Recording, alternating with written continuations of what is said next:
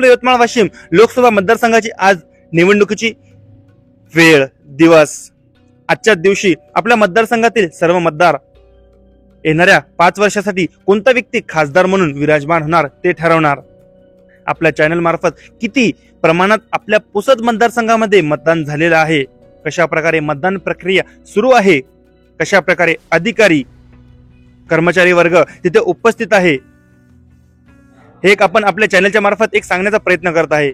आता आपलं जे पुसद विधानसभा मतदारसंघ आहे आणि जे आपल्या यवतमाळ वाशिम मतदारसंघामध्ये आज जे निवडणूक सुरू आहे, निवडणुकीची आज मतदानाचा जो दिवस आहे, त्यामध्ये आपले जे पुसद मतदारसंघ आहे त्यामध्ये एकूण 3,08,692 जे मतदार आहे, मतदार 3,08,692 एवढे आपल्या पुसद मतदारसंघामध्ये मतदार आहे। त्यापैकी पुरुष 1,60,478 आणि महिला 1,48,209 असे एकूण मिळून 3,08,692 मतदार आपल्या पुसद मतदारसंघामध्ये आहे।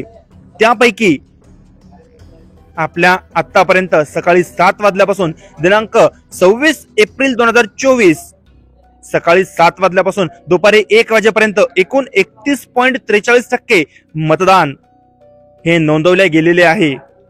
सद्यस्थितीमध्ये आपण एसडीओ कार्यालय पुसद इथेच आहे आणि तिथूनच जे काही संपूर्ण आकडेवारी, एक विश्वसनीय आकडेवारी जे त्यांना मिळालेली आहे, तीच आकडेवारी आपण आपल्या चॅनलच्या माध्यमातून एक प्रसिद्ध करण्याचा प्रयत्न करत आहे। दुपारी 1 वाजेपर्यंत 31.43% मतदान फक्त पुसद मधला आपल्या हे यशस्वीरित्या संपन्न झालेलं आहे। आता उन्हाचा तडाखा हे आपल्याला जाणवतच आहे, आपण बघत सुद्धा आहे। त्यामुळे आता हे थोडं शिथिलता, मतदानाची शिथिलता थोडं हळूवार चालेल असं जाणकारांचं म्हणणं आहे। परंतु जसं ऊन उतरत जाईल तसं मतदाता हे मोठ्या प्रमाणावर त्या ठिकाणी जाऊन मतदान करेल अशी सुद्धा आशा वर्तवली जात आहे। आता बघू 2019च्या निवडणुकीमध्ये जवळपास 61 ते 65% मतदान हे नोंदवल्या गेलं होतं।